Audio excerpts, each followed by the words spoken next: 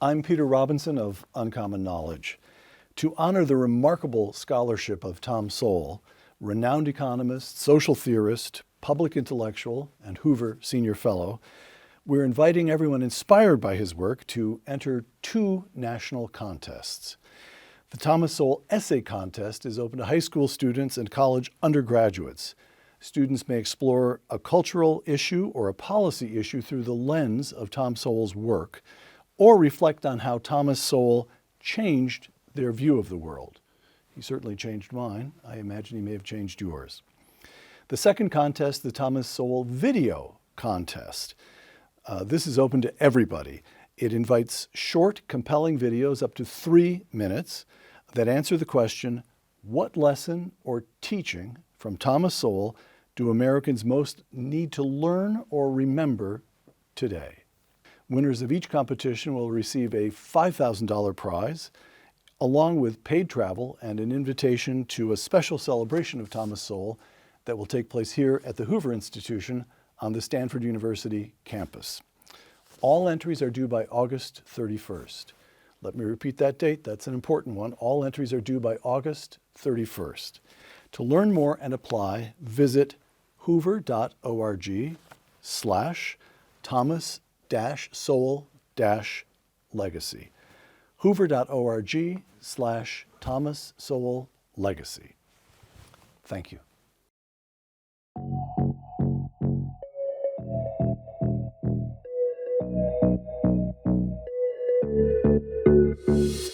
Welcome back to GoodFellows, a Hoover Institution broadcast examining social, economic, political, and geopolitical concerns. I'm Bill Whalen. I'm a Hoover Distinguished Policy Fellow, and I'll be your moderator today. Before I go any further, I should actually correct myself. Today's show is not GoodFellows. It is GoodFellows singular. We're going to talk to one of our trinity of Hoover Senior Fellows, and today that honor goes to the great Sir Niall Ferguson. Sir Niall is the Hoover Institution's Milbank Family Senior Fellow. He is, of course, one of the world's preeminent historians, author of numerous books, columnist. You mentioned it. Niall, great to see you. It's very good to be with you, though it feels a little strange, just the two of us. It does feel strange, but it also feels like deja vu, Niall, because I'm looking at that background and I'm getting very serious 2020 pandemic vibes. Where are you? Well, I am in Montana, and regular or early adopters, I should say, of GoodFellows will remember that I spent more or less all of the pandemic year 2020, when GoodFellows came into existence, in Montana, in my log cabin here.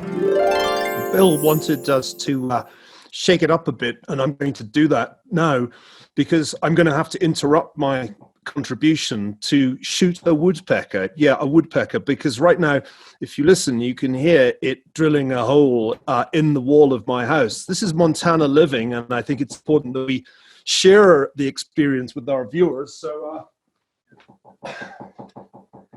So here goes. And I love coming here. It's beautiful in winter, it's beautiful in summer, it's beautiful all the year round. So this is one of my tranquil places. Not that I am wishing anybody ill, but I missed the pandemic in 2 regards, Niall. One, it was a lot easier to get you and John and HR on the show because we had you under what was basically house arrest.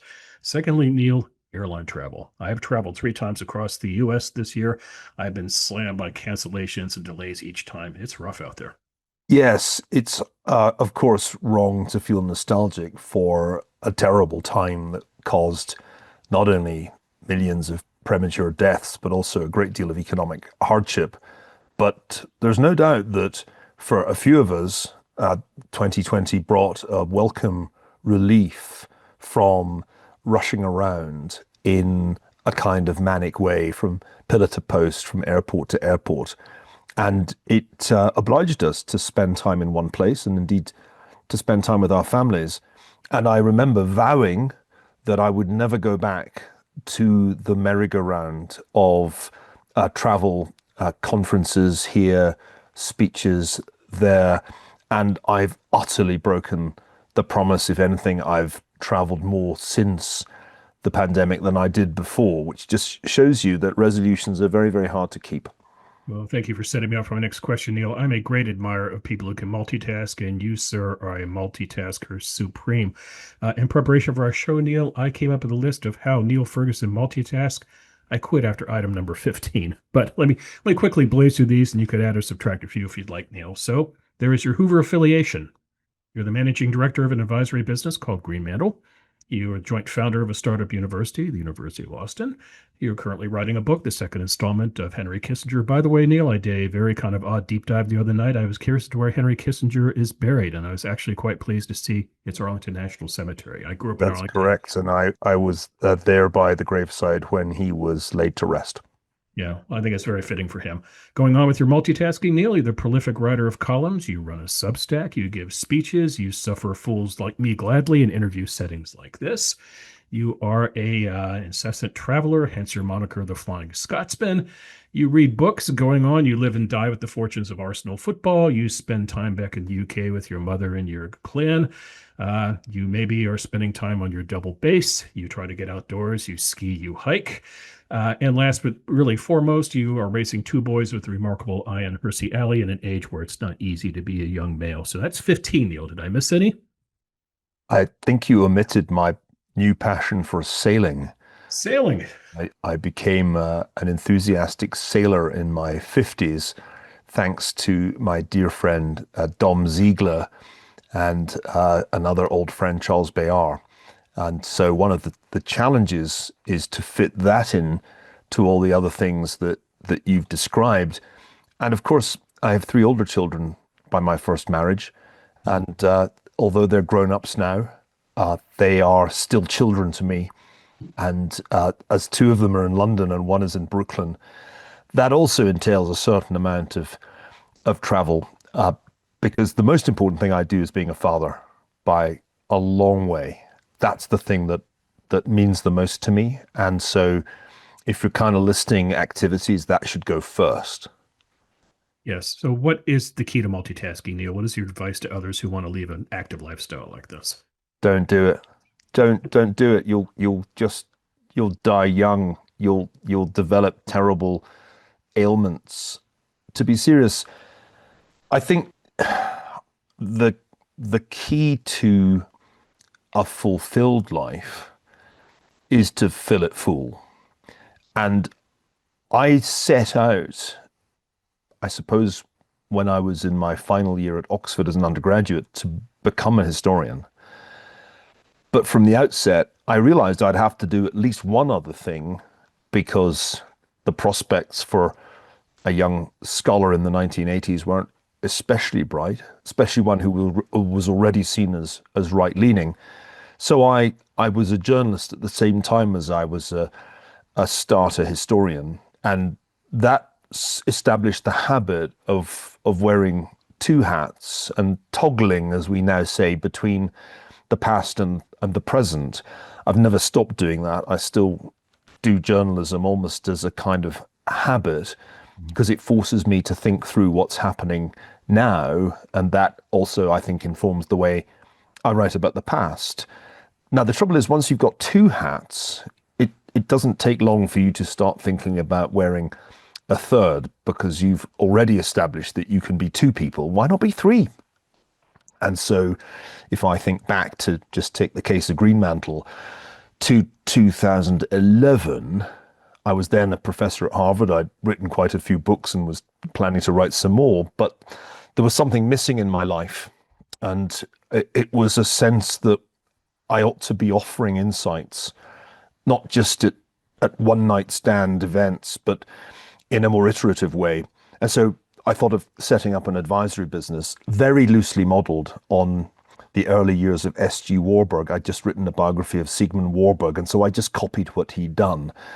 And that has proved a very productive third hat. I won't go through all the other hats. I would say that if you're going to try and do this, that there are two prerequisites.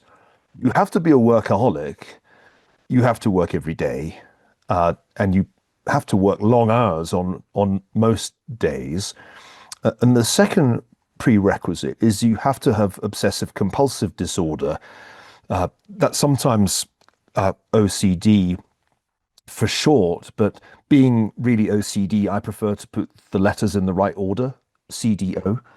And if you are both a workaholic and have OCD or CDO, you'll be able to wear all these hats. You'll be insufferable and very hard to live with and frustrating to work with because you'll be somewhere else when you're supposed to be here, but that's how it works. What if you shut it all down, Neil? How would you spend your days? I can't imagine doing that.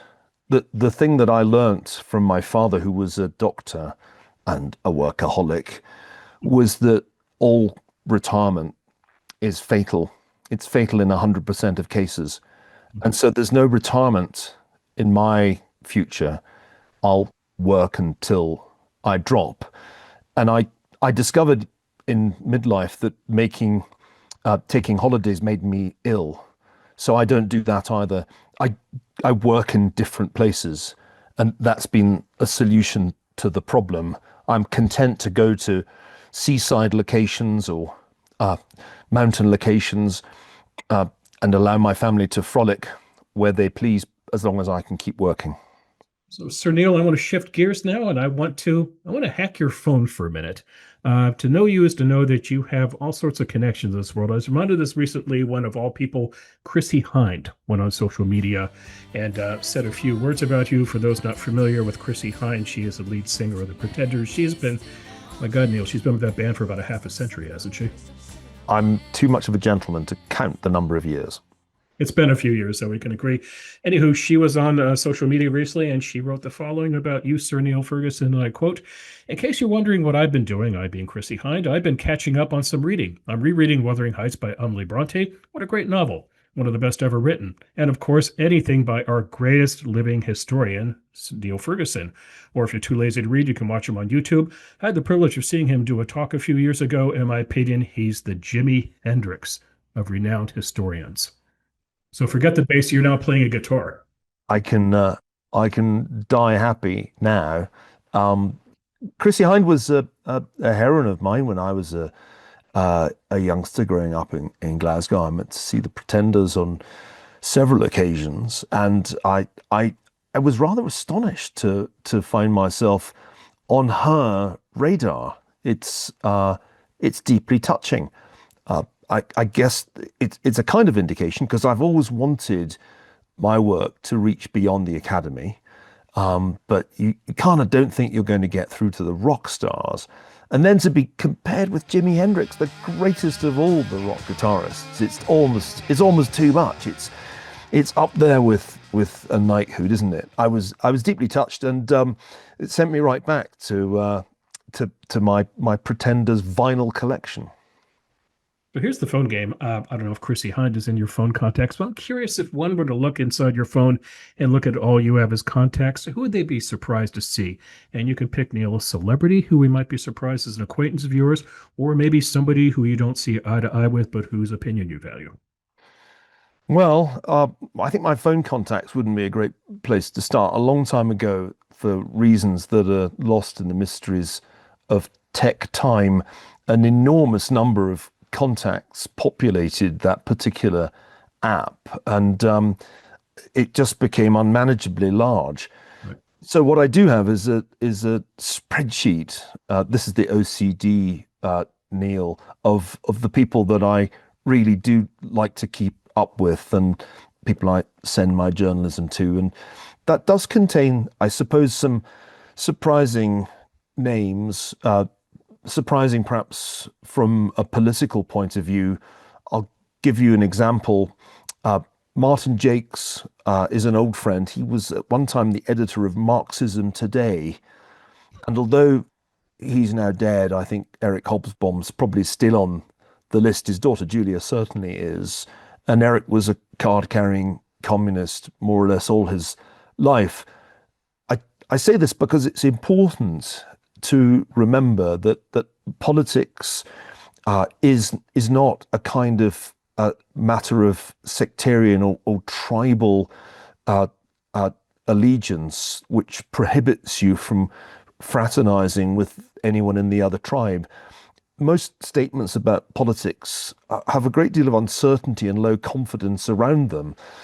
One can have a set of principles, but you can't be certain that those principles will work wherever they're applied. And I've always believed that we should talk across ideological divides.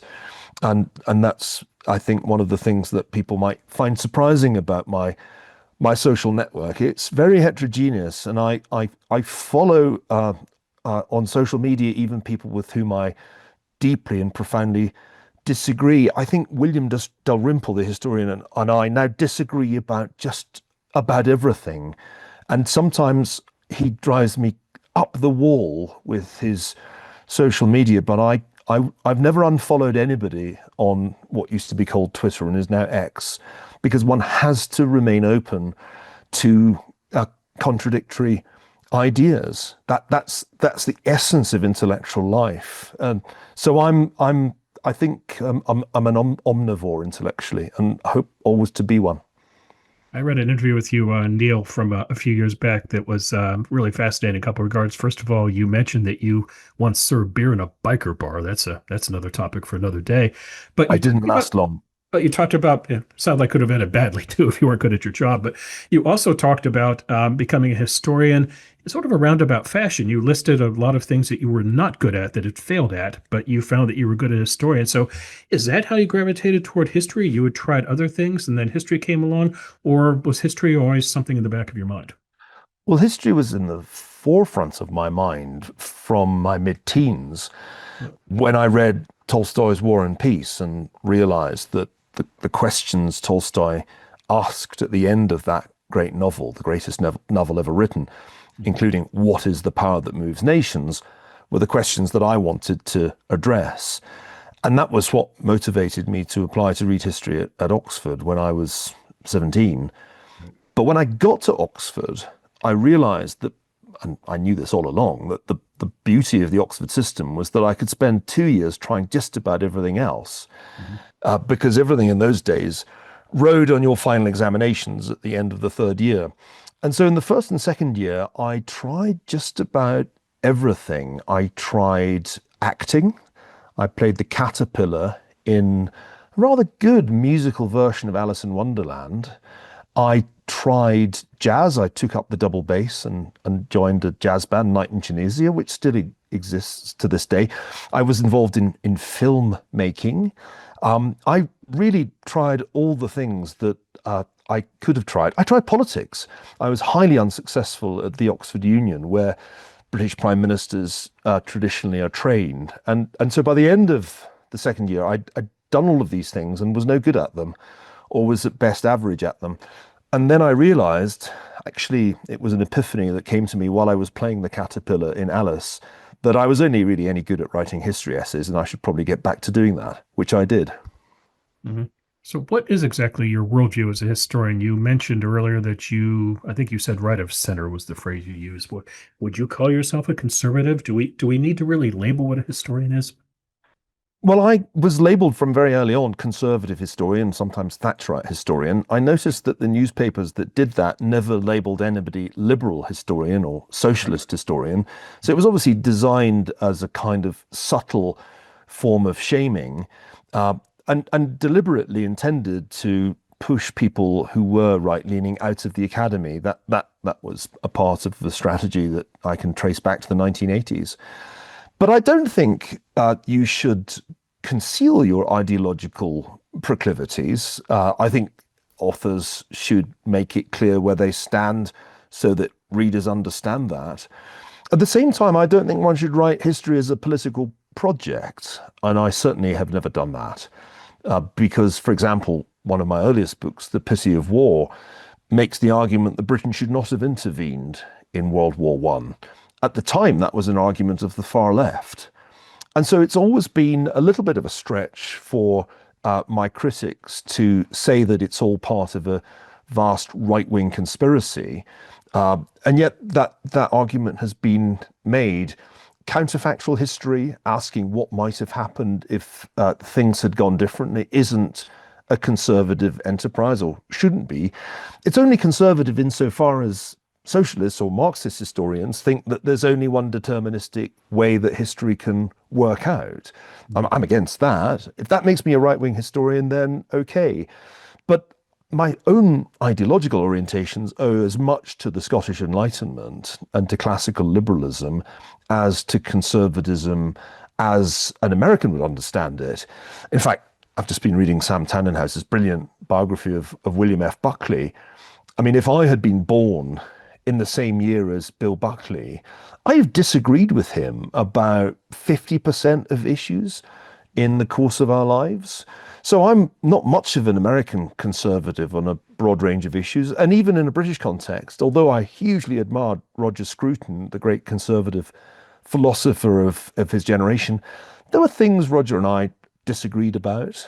I disagreed with many of my conservative friends about Brexit, for example, when I actually was on the other side and voted against it. So I'm actually much harder to pigeonhole ideologically than my critics would like to say. The book Empire had the subtitle How Britain Made the Modern World. It's sometimes represented as a kind of imperialist, colonialist nostalgia fest, but only by people who've never read it. Because if you read it, you'll see that it gives a pretty unblemished account of some of the more horrendous episodes in the history of the British Empire. So I don't think history should be a political enterprise. And I think the more it's become a political enterprise in American history departments, the worse it's got from a scholarly point of view. Mm-hmm. And Neil, what is the line historians have to draw between advice and advocacy? You advise world leaders, but when we go back and look at how the Biden presidency became unraveled, you could go back to that meeting in the Oval Office, whatever room in the White House, where the president sat down with historians. They said, you can be FDR, you can be LBJ. I think historians have to tread very warily in the corridors of power. Think of Arthur Schlesinger Jr. becoming a kind of shill for the Kennedys. I think there's a role that one can play, but one has to draw a distinction between it. Max Weber drew a distinction between Politik and Wissenschaft, between politics and scholarship or science, if you like. And I think these activities have to be kept separate. So when I'm working on a history book, I'm trying my very best to do as my sources of inspiration have taught me.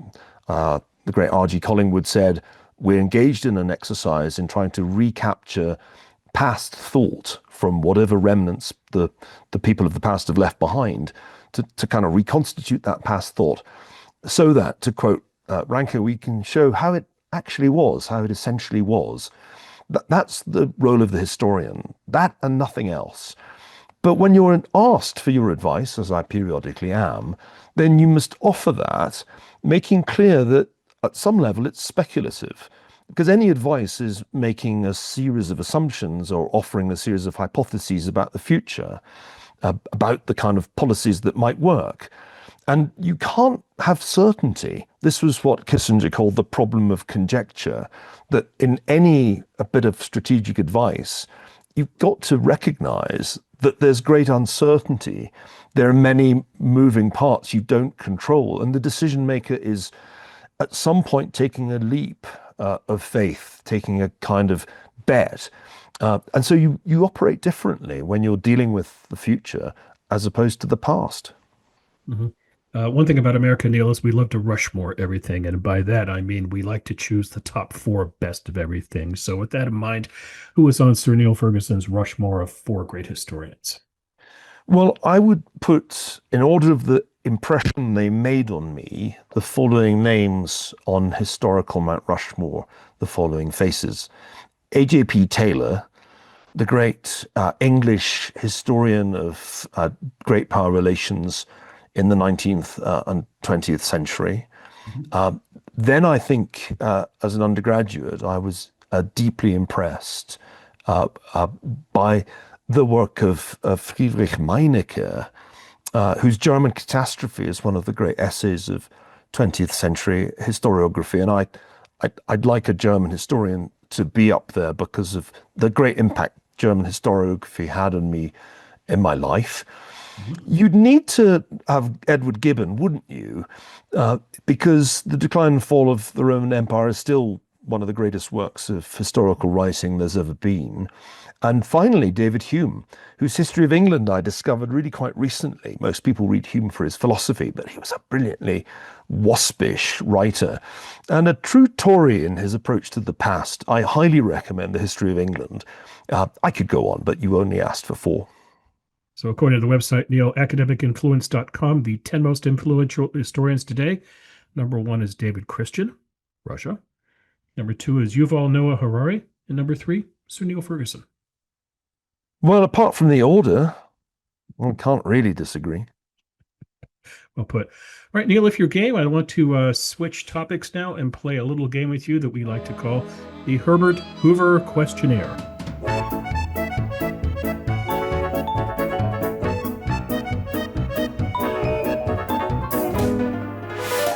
All right, Neil, here we go. The Herbert Hoover question. Ready? Question number 1. What is the best sandwich? And you can choose Scottish, British, or American. Well, talking of fish, it's got to be smoked Scottish salmon on brown bread with butter, lemon, juice, and pepper. Okay. What is the scariest animal? The scariest animal? 2 or 4 legs? Well, I think a grizzly bear is the animal you'd least like to meet in Montana. Okay. Favorite action movie? I think Goldfinger is the greatest of the Sean Connery Bond movies. Do you expect me to talk? No, Mr. Bond, I expect you to die. Want to do a little Sean Connery for us? Well, it's certainly the film I'd recommend, Sean. Well put. Who is your hero of fiction? It's either Edward Waverley in Waverley, Walter Scott's great novel, or it's Pierre Bezukhov in War and Peace. One of those. Mm-hmm. What talent would you like to have that you currently do not possess? One that our boss Condoleezza Rice possesses. I wish I were a concert pianist. Okay, which raises my question: do you play golf? No, I hate golf. I'm the only Scotsman who hates golf. And yet Condi likes you. It's one of the things I think we've agreed to disagree about. The other one is American football, a terrible game. Yes, exactly. I know how you feel about that. We've had some run-ins on that. Let's see. When you fly, since you're the Flying Scotsman, window or aisle? Window. Okay. Favorite smell, favorite aroma? The smell of Lafroig, the greatest of all the Islay malt whiskies. The most used app on your phone? That's a good question. I was going to say FlightAware, the app you use to check if your plane's going to depart on time. True. Cats or dogs? Dogs. Speaking of which, what is the latest on the dog front? Well, this is really Campbell's realm, because he has earned a dog for his birthday to compensate for the fact that Big Brother is going away to boarding school, and he has set his heart on a chocolate Labrador. Oh gosh, I owned a chocolate lab for 12 years, Neil. We better talk about that offline. Does he have a name in mind? I think he does, but I can't remember if I've agreed to it yet, and I better not go on the record in case that's binding. Yeah, it's like a birth announcement, so don't spill the beans on that one. All right, you only get one song to listen to for the rest of your life. What is it? And that sounds like hell, by the way. Well, not if it's this one. It's the Liebestod from Wagner's Tristan, which one could never tire of.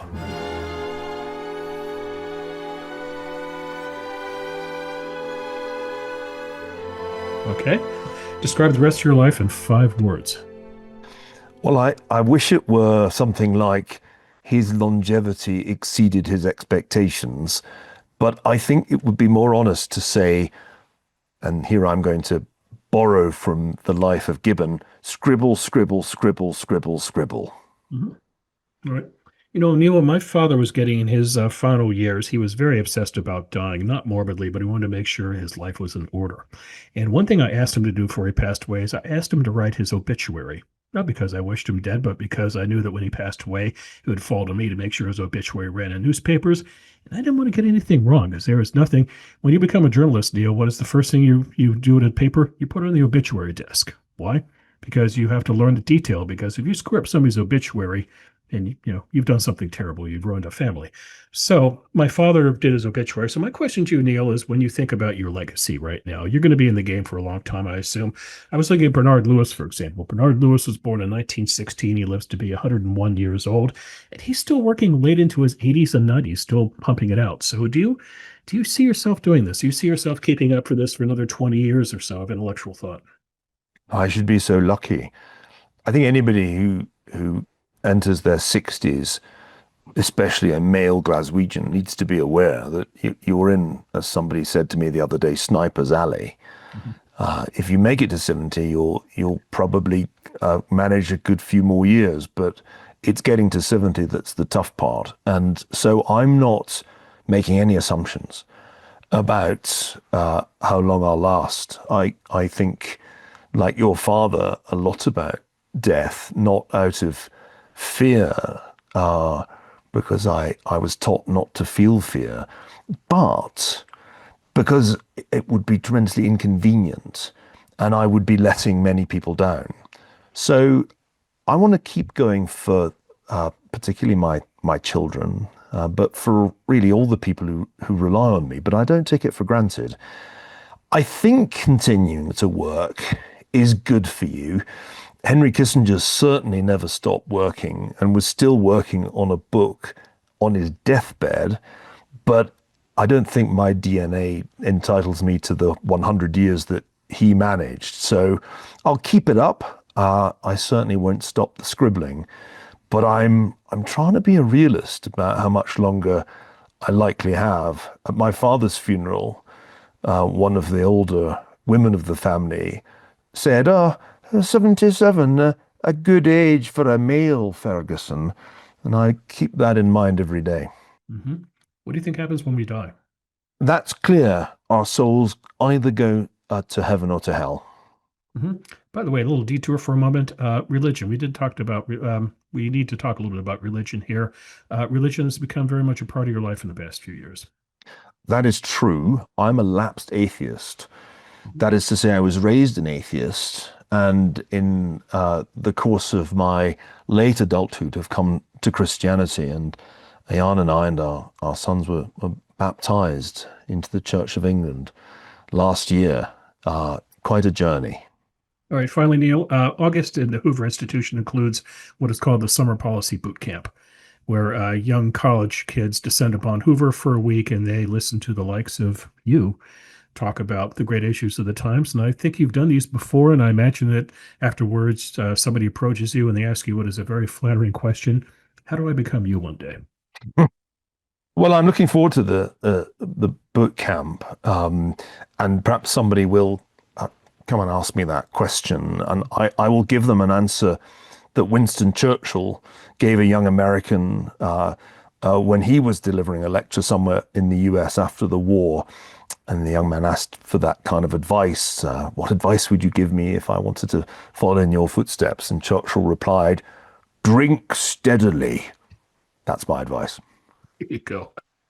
Neil, this is actually the second solo Goodfellow that we are doing. The first was with John Cochran, and we recorded on the day of his 40th anniversary. So we were joined by the lovely Mrs. Cochran, and today we're continuing it. We're being joined now by the lovely Ayaan Hirsi Ali. Actually, is she technically Lady Ferguson? She is. Well, Lady Ferguson, welcome to Goodfellows. Thank you very much. And I actually don't call myself Ayaan Hirsi Ali since 2011, September of 2011. I've been calling myself Ayaan Ferguson. Ayaan Ferguson, thank you for correcting me. Ayaan, tell us a little about Niall Ferguson that the world doesn't know. What makes Neil so unique? A number of things. I would say, first and foremost, I don't know of anyone who's more hardworking. So there are all sorts of different addictions that human beings have, and he's addicted to the virtue of hard work. He is punctual, as we were just laughing about. He is the greatest father I've ever seen. He's got 5 children, and he's more devoted to those children. And now we have a grandchild coming on the way.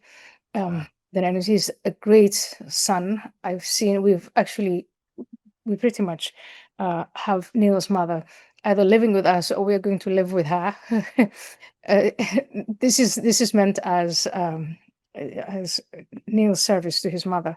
And then he's the greatest husband ever. He's just like the most patient, loving companion I know. The only thing he doesn't like is my sense of time, which is, I'm learning, I'm working on it. Okay. Neil, let's flip the question now. What is special about Ayaan? Well, my wife is the most extraordinary person I've ever met. She has an almost unique combination of beauty. That's the first thing one notices. Bravery, that's the thing one realizes she's had all her life. Brilliance, because she has a phenomenal intellect. And I'll go further and add boldness, because bravery and boldness are different things. To be brave is to overcome your fear. To be bold is to go where others wouldn't think of going. And Ayaan has gone on an extraordinary journey in her life, both intellectually and personally. And all along, she's shown an extraordinary boldness. So I'm the luckiest man in the world. And although it's very un-British to say things like this, I'm enough of an American not to feel too embarrassed in saying it. So Neil and I live vicariously through my sister's 4 grandsons, and they are younger than your boys. They're ages 9 to 7. They're close, but not a little younger in some respects. And I'm very curious as to what it is to grow up as boys in this day and age. So talk a little bit about how you're raising your 2 boys in these, what we agree are very complicated times. I think I'll start first by just saying a little bit about the educational challenges we face in America. During COVID, back then was he just 9 years old or so. When logging him on the long distance Zoom calls, I would go through the material that he had to go through, and I was very alarmed. And one thing that alarmed me was the story that was told about America to this boy who is half black, half white, growing up in America. And that was a terrible story. It was the story of 1619, the story that America is really a place that only was set up to exploit other people for white straight men. And then as time went on, and my now 7-year-old was about 4 years old, another story came along, which was multiple genders. And so we were going through these head scratches and saying to Neil, we send children to school to sort fiction from fact. And both of us became American citizens, and we know the story of America. Neil is a historian. I know it through experience, and I think it's a fantastic story. It's how do we mitigate this? And various conversations, not just with the school that our boys went to, but with many parents we were speaking to, were alarmed about this. And we thought, what are we going to do about it? And I think it is the most fortunate 2 little boys to have Niall Ferguson as not just their father, but their educator. And he came up with a solution that has worked for us now, and is one where our boys are exposed to academic rigor, and they're exposed to a great deal of sports, and also a great deal of humor. And I mean, the school they go to has the most delightful motto, which is courage and kindness. And these were the things that after George Floyd in 2020, these things were being called, they were being actively demolished. And we were told that these were white supremacist ideas. And so I'm a very happy mom. You're also trying to educate boys and girls of an older age. Ayaan, I was watching a video of you where you recently were at the University of Austin, and you were doing something exceedingly complicated. You were trying to educate young students on anti-Semitism, Islamism. You're trying to essentially teach them history. You're trying to teach them current events. You're trying to get them to think critically all at the same time. Is there room for compromise between principles? If I want to kill you and behead you, unless you convert to the religion I dictate, what would be the place of compromise? Well, I would not mind converting, as I myself am an agnostic, so have no faith. Let's play with this thought for a while. For us to have the attitude of, well, we'll see what happens, and if we get to that point, I'll just convert. I will say, are you sure? Maybe you want to get educated on what would happen once you convert.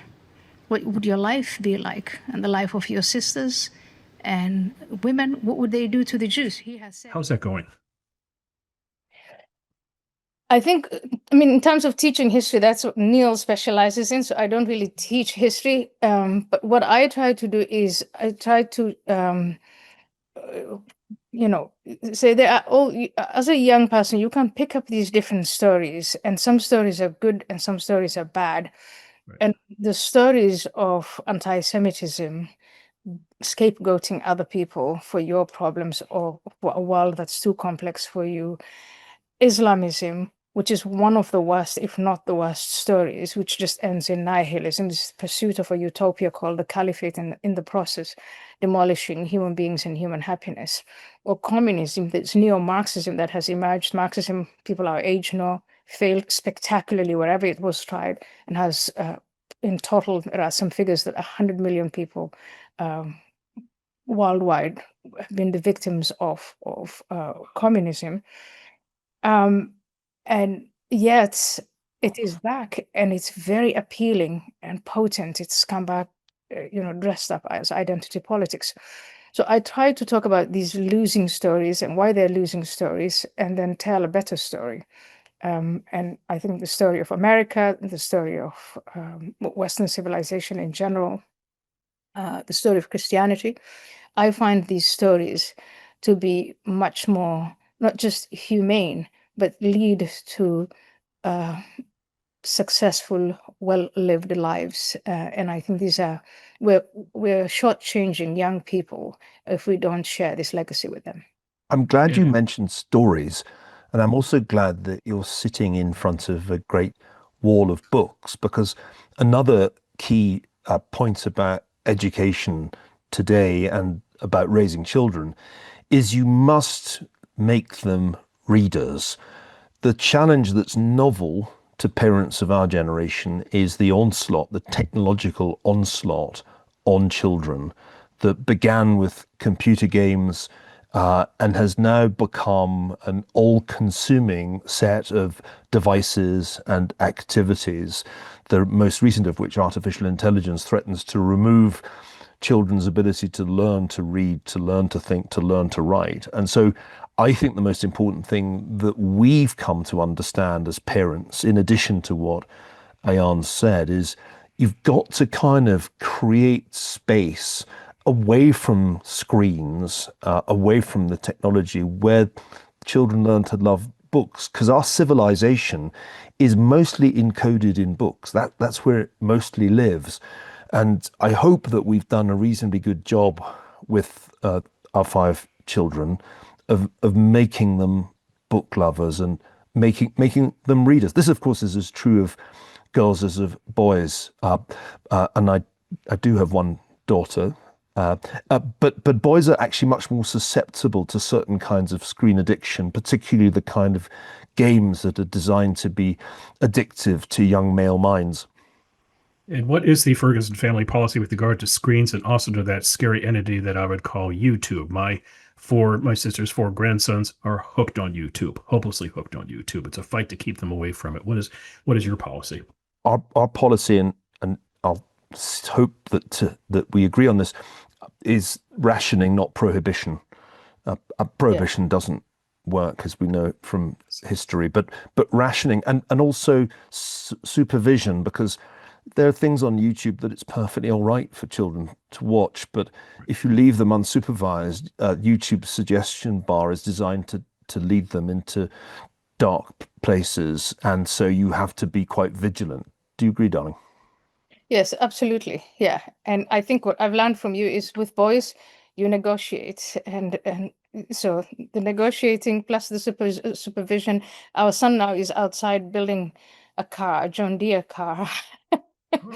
and is excited about riding around. And then when he comes back in and asks for a screen, we've actually, over the summer, we've now banned it. So it's just books, games, physical games, these cars and other stuff. And, if you don't weaken when you come, I won't. There's no chance of that. Speaking of cars, did you take that snazzy red Beetle with you? I still own the snazzy red Beetle, but it couldn't live anywhere but Northern California. Yes, your version of a Jaguar. Yeah. I don't want to in any way associate myself with Austin Powers, baby. Oh, but wait a second. There you are on social media, Neil, clearly drooling over what looks like a Jaguar. I ran across that car at the wonderful Chalk History Festival, which is one of the few festivals devoted to history. And it was just such a beautiful object, the kind of car I think a man would love to receive on his 65th birthday, that I took a photograph of it. I'm sure they're highly unreliable, break down all the time, but they are beautiful things. Ayaan, we started this conversation by listing all the things that Neil does in the way of multitasking, and I came up with 15 items, and Neil added a 16th, sailing. Are you out on the high seas with him now? I haven't done that with him yet, but the boys have. And I have a very good excuse for that. I had a knee replacement, and before that, the reasons for the knee replacement. So it wasn't great for me to go sailing, the kind of sailing that Neil does, which is sort of that very manly, I don't know, you strap yourself onto the sails and climb up and down. That wasn't something I was ready to do yet, but maybe next year. Did he introduce you to snow skiing? I was introduced to snow skiing by the former mayor of Los Angeles, Dick Riordan, at Sun Valley. And then right after that, the next season, I met Neil, and Neil told me that he was also a beginner. And we carried on skiing, and I think he's now really a good skier. And I'm still, I don't know, junior, intermediate level, but we both enjoy skiing and go to wherever it's possible. What a small world, because Mayor Riordan's name came up on the most recent episode of GoodFellows when we were talking to potential future mayor of LA, Rick Caruso. And I worked with Dick Riordan in a past life, to close the circle. But so what other adventures are the two of you looking at? Do you want to go whitewater rafting or do some extreme sports together? I've done whitewater rafting. I have done it before, yeah. And again, I mean, we go to Montana quite often. And so I think it would be, I wouldn't mind taking it up again. I've always regarded it as wildly reckless because of the lack of control. At least when you're sailing, you have some control over the direction the craft is going in. So I'll be ducking out at that. There are lots of things I resolved a while ago never to do. Another one is parachuting, or for that matter, hang gliding. I think it's very important to rule certain things out if one's aiming at a decent span of life. That's well put. All right, Ayaan, final question. So it is summertime. What do you and Neil do? Can you unwind? What do you do when you attempt to relax and unwind? Eat a lot of fish, go canoeing, fishing with the boys, a lot of beach time. Well, when you have a 7-year-old, I mean, your life in the summer really revolves around that 7-year-old. So these are some of the things that I do. That is only if I can, prise Neil away from his book writing and from his work. Busted. Guilty as charged. Okay. Yeah, but I've been bad too. I mean, I'm going to Budapest, and I've been, my new resolve now is these years don't come back. Our new resolve, actually. So we should be home more and do less until Campbell is old enough, maybe to go to boarding school. Okay. Well, I want you both to know that you're very much missed around the Hoover campus. It's please come by more often. We like to have you around. I'm coming in November and doing sort of a counter-grand strategy on radical Islam, the ideology. So stay tuned. Good. And my resolve is, of course, to spend more time there. But as you know, Bill, my elderly mother needs our proximity for the time being. So I'm going to be a little bit of a Cheshire cat, disappearing and reappearing for the foreseeable future. But always love being there, and you'll see that red bug when I'm back. Thank you. Neil and Ayaan, thanks for coming on the show today. Thank you for putting up with me trying to pry into your lives, but I think it is a fascinating life, and I think people would like to know even more about it than we got into today. So thanks very much, not just for coming on the show, but all you do for the Hoover Institution. Thank you, Bill. Thank you, Bill. It's a pleasure. And that's it for this solo episode of GoodFellows. Goodfellow, if you will, but fear not, we will be back soon in mid-August. Actually, our guest will be the director of the Hoover Institution, Condoleezza Rice. We're going to talk a little foreign policy and a little education. I think she and Neil and John and HR have some disagreements on college life, and I want to hear what she has to say. So to keep abreast of us, follow us on YouTube, follow us on whatever platform you listen to us, send in questions. We always like to hear from you. On behalf of our guest today, Sir Niall Ferguson and Lady Ferguson, we hope you enjoyed the conversation. Till next time, take care. Thanks for watching. Now the reason we're here as man and woman is to love each other, take care of each other. When love walks in the room, everybody stand up. Oh, it's good, good, good. Like Brigitte Bardot.